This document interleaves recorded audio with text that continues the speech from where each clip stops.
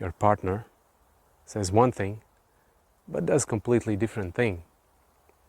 He's making lots of promises, but is failing to fulfill those promises. And over time, you start to think it's like, oh my God, he's been playing me all this time. And from the outside, it might feel like it was done on purpose. Like it was always a plan, grand plan. That it was clear intention to enter a relationship and to lie and to be out of integrity. And while there are such cases and people do that purposely, which is more related to sociopath or psychopath patterns, there are many people who don't do this on purpose. Good people. But they just simply can't fulfill their promises.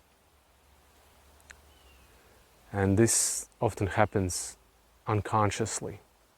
Let's use the example of men. There are many men who enter a relationship and they genuinely want to become or be the best versions of themselves for the other person, so the relationship would work. But often the relationship doesn't work because their efforts cannot be maintained, sustained. Why? Because their subconscious dysfunctional patterns that are in opposition to these conscious efforts are stronger. And so these men, they revert back to their old selves, their unconscious selves. Many of them are not even aware that this is the driving force in relationship. This is the motivation. And so in these cases, words don't match actions. There is no congruency. Why? Because there is split in consciousness. There are at least two competing parts.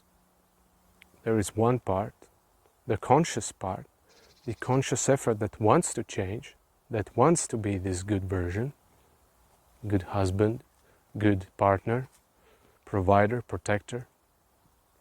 But then there is another subconscious part that often we are not aware of.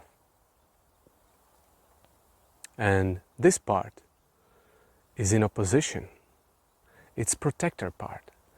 It perceives that our conscious efforts to be this best version, to change, is actually a threat to our own survival.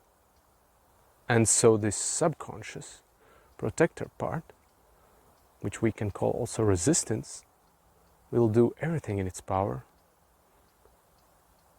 so we don't change. So we revert back to old patterns to survive.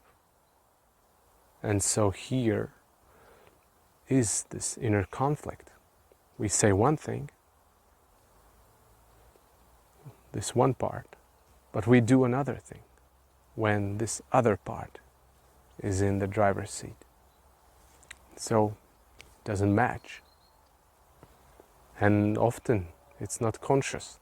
So it's recommended to pay attention not what people say, but observe what they do.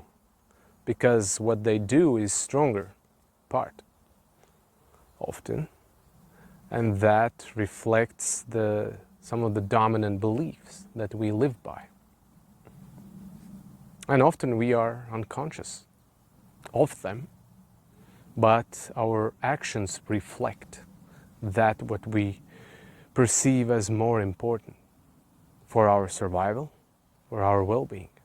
This protector part, yeah, it's trauma response, it's survival, pattern, its coping mechanism. That stems from childhood trauma.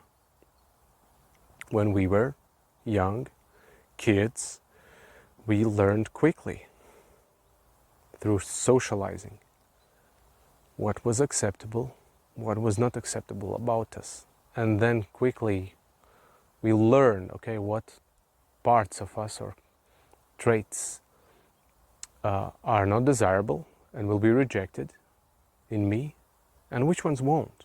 And then we started to suppress the ones that we learned that were not desirable by others. And we became less and less authentic.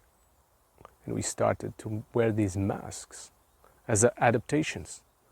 And those are the coping mechanisms, including this protector part,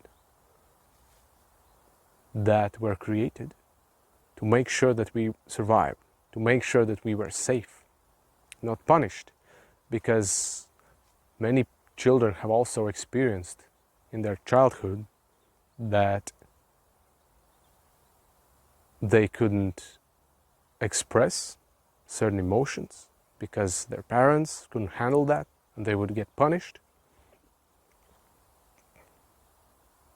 Or, yeah, like many children just simply didn't have their needs met. They experienced neglect.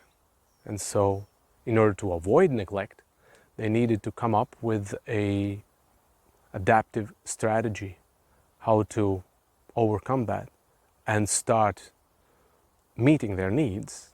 And often that would come through manipulation.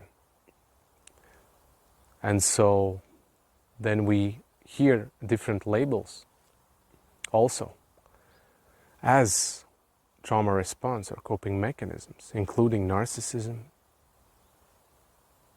including sociopathy, including psychopath, you know, and many others. It's like, this is a coping mechanism. Here is a real life example. A man enters in a relationship with a brilliant woman, and he wants this relationship to work. He wants to be the man, but he's not aware that he has a very powerful subconscious part within him that sees reality in an opposite way, that sees that the best way to attract love, care, nurture is not to be a strong man, but to be a weak man. Because that's how his ancestors, his father and his grandfather and even his grand-grandfather lived, to make sure that their needs would be met by other women in family. You see, and this subconscious pattern is very strong. It's a survival pattern. And this pattern stems from unmet childhood needs. And when your childhood needs are not met, guess what happens? Your inner child often project those, and you turn your partner into your parent, your mother or father. And instead of having an equal dynamic, what is happening there is a child-parent dynamic, which is very unbalanced, very draining, and it burns out your partner quickly. Very dysfunctional. What often happens during these dysfunctional relationship dynamics is people get traumatized. The trust gets completely destroyed. And it takes a lot of time to heal from that and start trusting again. So this has very severe consequences. Relationships are maintained through results, not efforts. Effort alone is not enough. The person who gets hurt often demonizes the other part as he's evil, she's evil. They must have done this on purpose, consciously. And often that's not the case. These people get demonized by their coping mechanisms and their survival patterns. But that's not who they are. That's not their totality. That's just one part of them. An adaptive part. That is not even authentic. Them. And we demonize these people for that. That's unfortunate.